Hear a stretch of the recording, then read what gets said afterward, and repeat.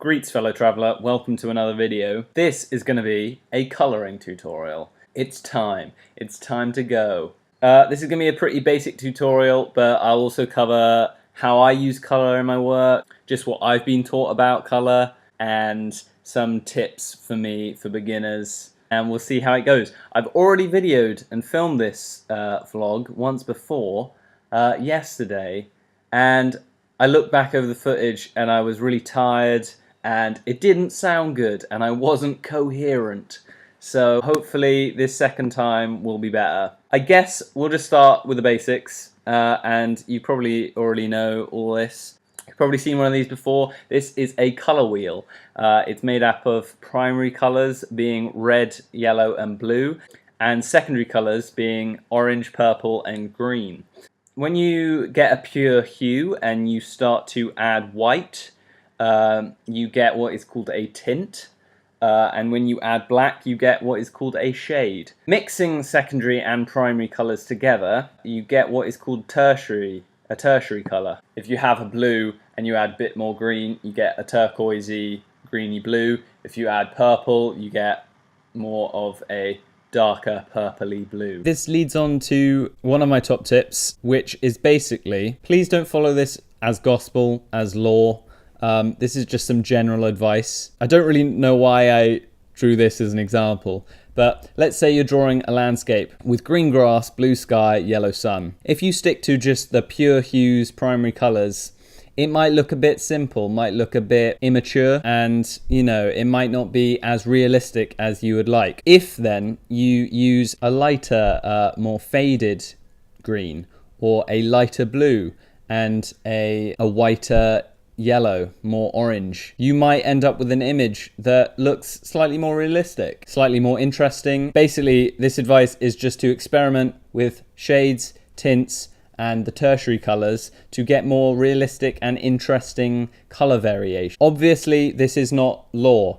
If you want to use the primary colours, if you think that you're going for a graphic, punchy image, you will definitely want to use the primary colours. That's why they're used in packaging, advertising, graphics, to catch people's attention, and they work well. In an image like this, for example, this is a book by Robert Hunter, you can see it's pretty much all primary colours, just all the primary and secondary colours. It's really bright. They're not watered down. There's not much white and black in this, and it works really well. This just sort of leads on to my general advice, however, to experiment with tertiary colours. As you can see here, I'm sort of making up a little grid of base hues of green, red, blue and yellow, and then adding a little bit of the colours next to them on the colour wheel. More yellowy green and a bluey green. This can just be summed up with my advice. Either you're going to want to go for punchy graphic colours, or often in the images that I make, experiment more with the tertiary colours, shades and tints. Going back to the colour wheel, as you probably know, colours that are opposite one another on the colour wheel are called complementary colours. Now this is a key piece of advice for when using colour. On the opposite side of the spectrum from red is green,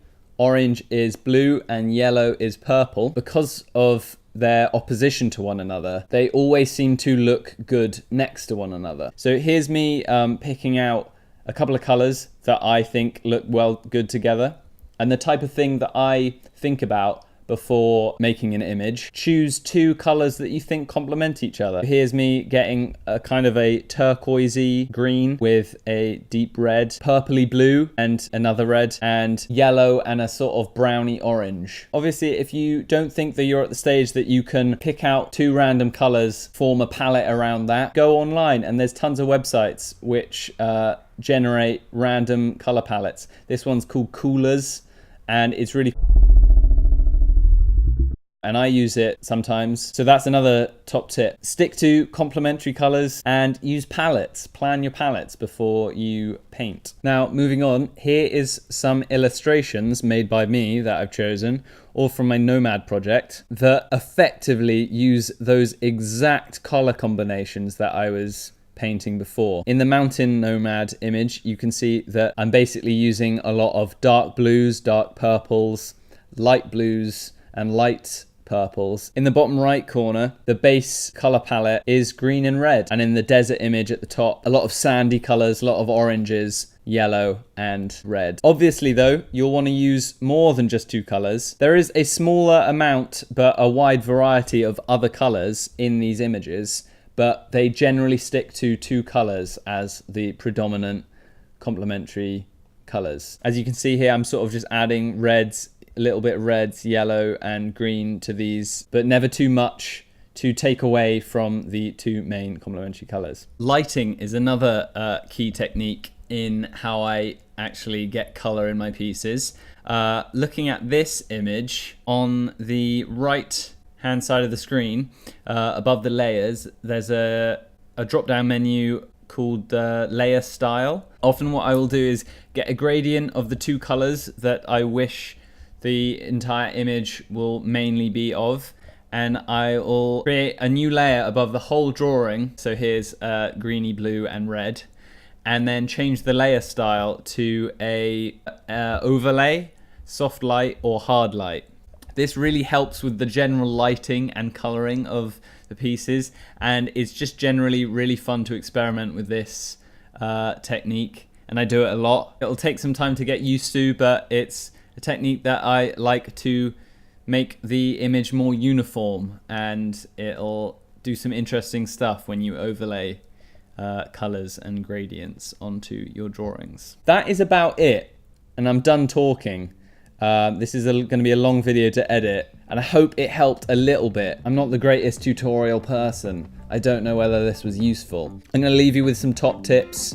Just basically lay out key points that I talked about during this video. Number 1, don't stick to primary colors, brackets. Explore tints, shades and blends. Try out tertiary colors, try out blends of colors, add white, add black, and experiment with your color use. As I said before, if you're going for a graphic punchy style, obviously use all the primary colors you want. They look good together, but my advice to you when experimenting, you know, keep exploring, keep you know, going outside the norm and using strange, interesting, different colors. Number 2, choose 2 complementing colors and base your palette on them. Learn about the complementary colors, learn about the color wheel. Number 3, use pre-existing palettes. Kind of an add-on to number 2, but use palettes. Plan the colors that you're going to use in the image beforehand. I do that. I use pre-existing palettes sometimes. I make my own sometimes. But yeah, making a clean, nice palette that has complementary colors is vital. Number 4, if it looks good, keep it in. What I mean by this, if you are making this palette and you're sticking to it religiously, but then you randomly add a splash of yellow, a bit of green, who knows? If it looks good, keep it in. It's your piece of art, it's your illustration. It doesn't matter if it looks real. It doesn't matter if it is not in the thing that you're drawing. It doesn't matter if you didn't plan it in your head. If it looks good, keep it in. And finally, number 5, don't give up. Have fun. Stick to all the things that I've said on this list, or none of them. Just keep trying. Don't avoid color. If I could add an extra 2 top tips to this list, as I mentioned before, use overlays, experiment with the lighting.